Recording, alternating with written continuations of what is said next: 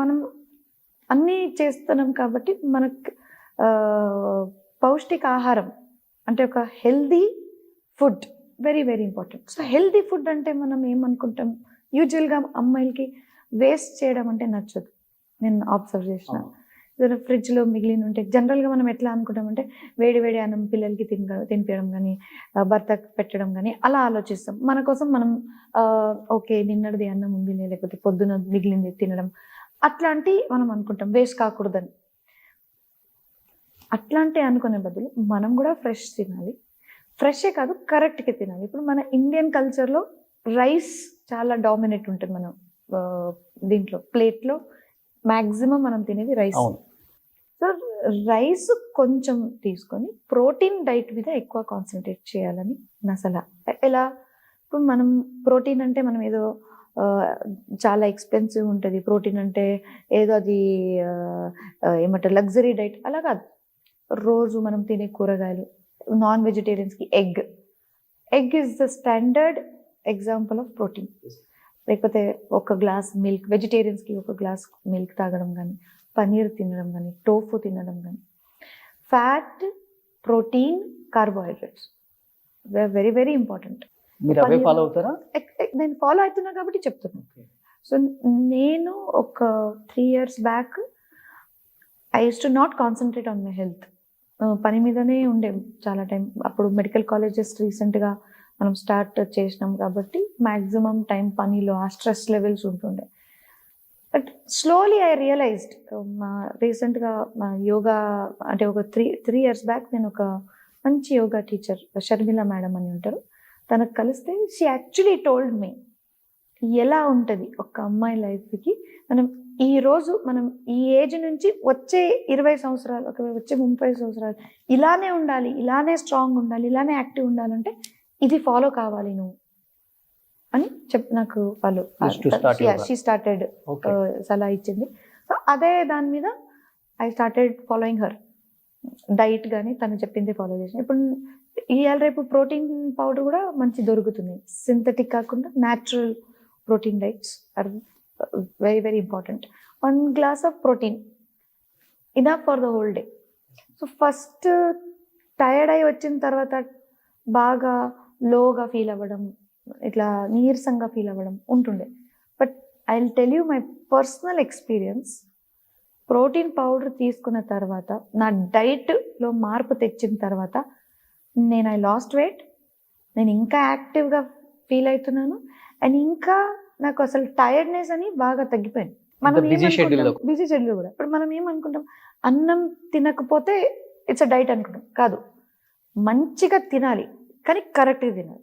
ఇప్పుడు మనము ఒక ప్లేట్లో ఇంత రైస్ పెట్టుకుని ఇంత కూరగాయలు పెట్టుకునే బదులు ఇంత కూర తినండి, రైస్ పక్కన పెట్టుకుని కొంచెం మీ టేస్ట్ కోసం రైస్ అంతే.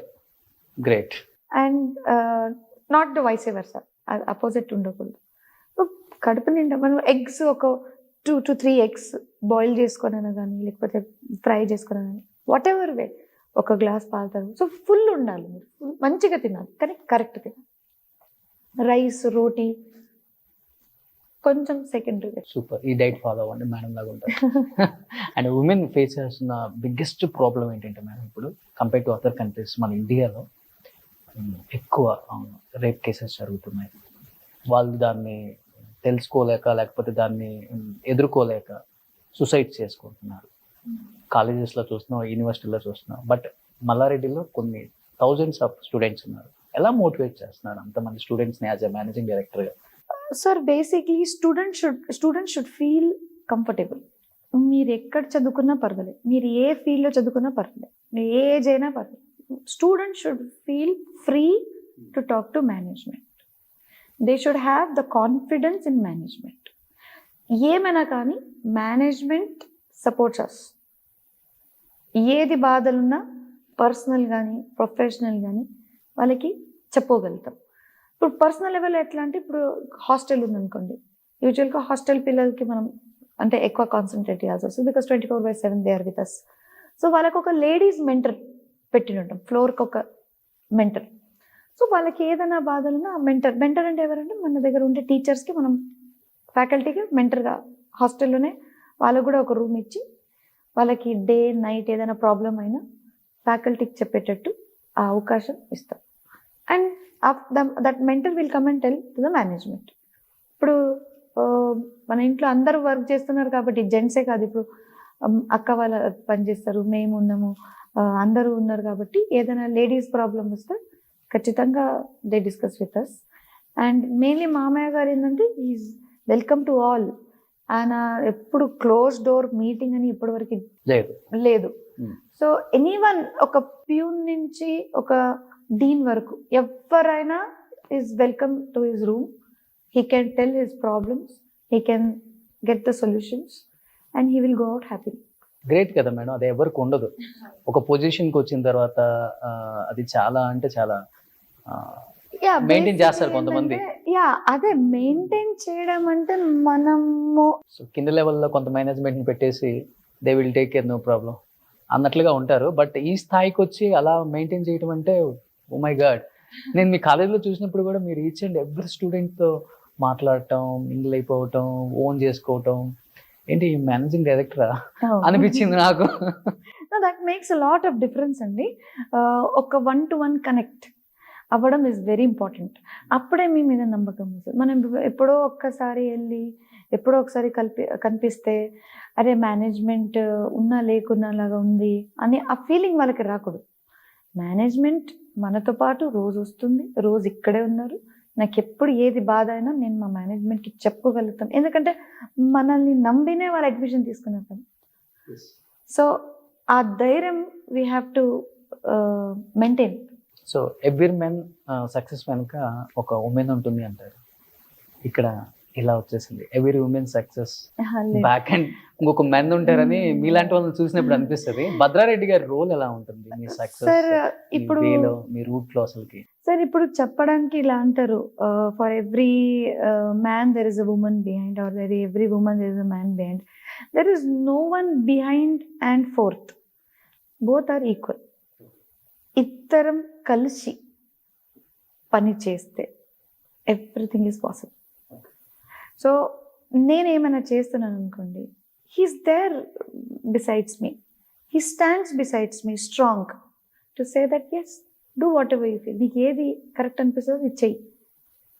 సో ఆ ధైర్యం ఆయన నా పక్కన నిలబడి నాకు ఇస్తున్నాడు కాబట్టి నాకు ఆ ధైర్యం ఉంది. And show is me.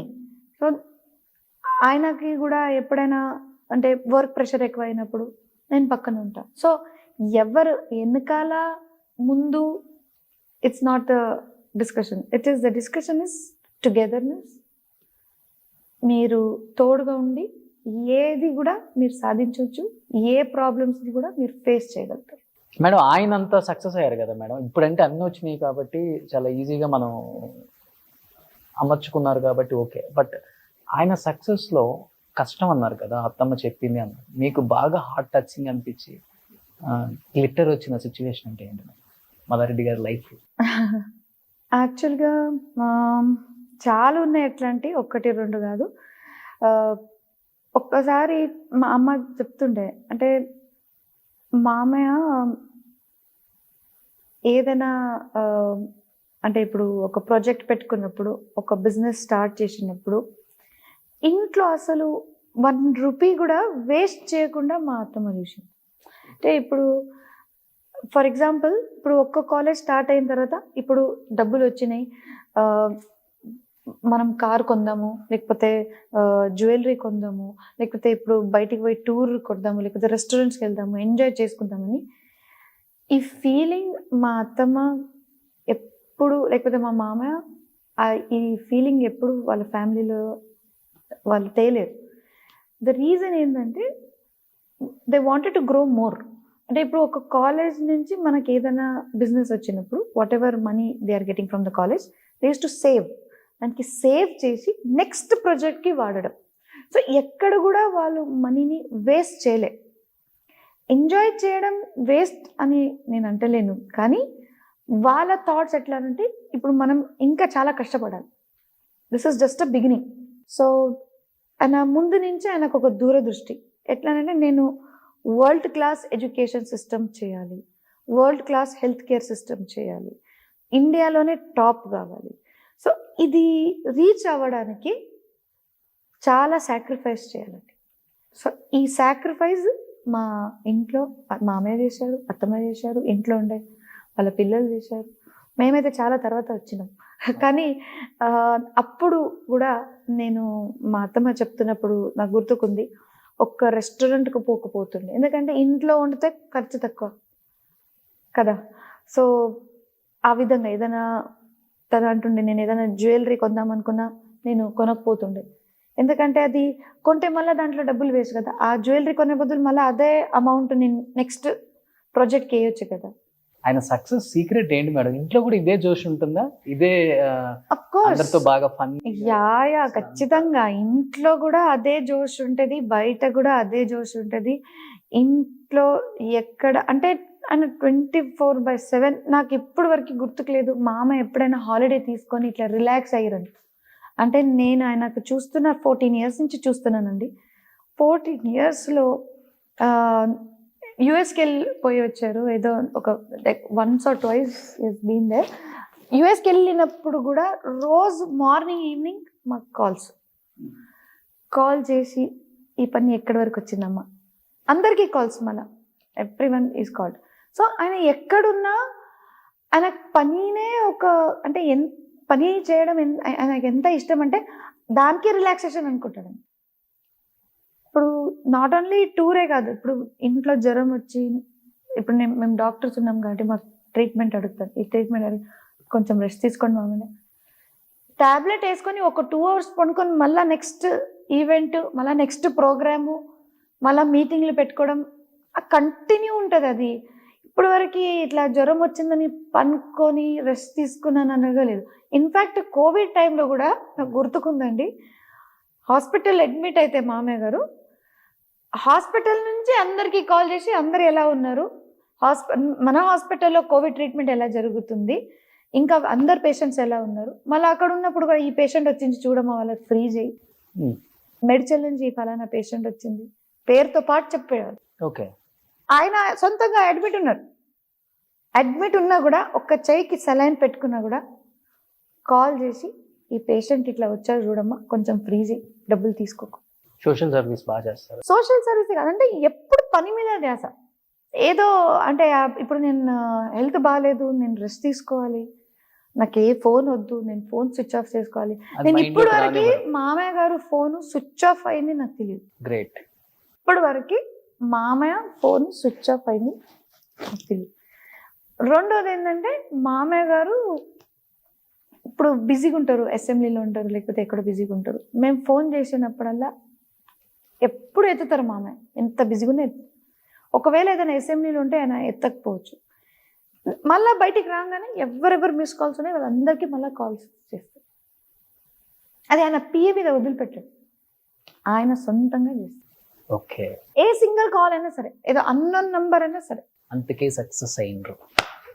So కష్టం అంటే ఆ డెడికేషన్, ఆ కన్సిస్టెన్సీ, ఆ పట్టుదలం, ఆ కషి, లేకపోతే ఆ positive attitude, this is the secret of his success. Overall India